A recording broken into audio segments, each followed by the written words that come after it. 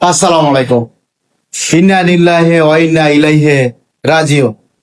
বাংলাদেশের সাবেক প্রধানমন্ত্রী বেগম খালেদা জিয়া ইন্তেকাল করিয়াছেন। আমি তার আত্মার মাগফিরাত কামনা করি।